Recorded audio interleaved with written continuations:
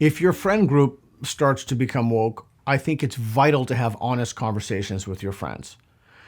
And never hide what you believe. Always be blunt and forthright about what you believe. Often when you're young, you're terrified of this. Even when you're older as well, you're terrified not necessarily to be alone, but to be shunned, to not be loved, to not even be liked. But you'll find something remarkable that happens. When you're blunt and forthright with people, they'll respect you more even if you disagree with them. And sometimes, frankly, especially if you disagree with them. So you need to be blunt and honest with people, and that way you'll have real relationships. But never lie or conceal or hide what you believe in your friendships. Life is too short, and I would argue they're not even your friends. They're just people who think they know who you are, but if you're not willing to tell them the truth about what you believe, then they like you for something other than what you are. So those aren't genuine, authentic relationships. So be honest, blunt, and forthright with people. More often than not, you'll find that people also have questions of this. Again, it's like a vortex and people are sucked into this ideology.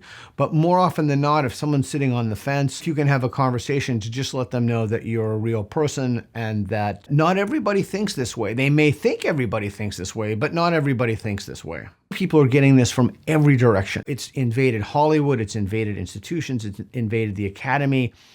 This is a mass delusion. And so people are harboring notions about gender and race and less so class, but that factors into it as well. There's simply no evidence for these things. These are propositions that are untethered to reality. And you have to remember when you're dealing with someone who has fallen prey to this belief system, it really isn't their fault. In a very real sense, they're epistemic victims. They're victims of something that they get all around them, and they've been taught that to challenge or to question that makes them bad people.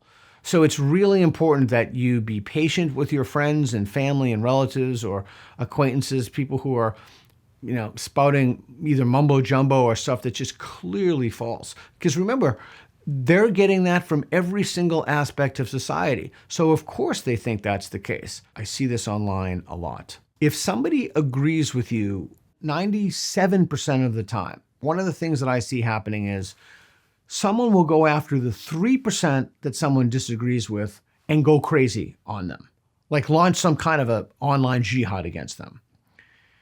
I am going to suggest something different.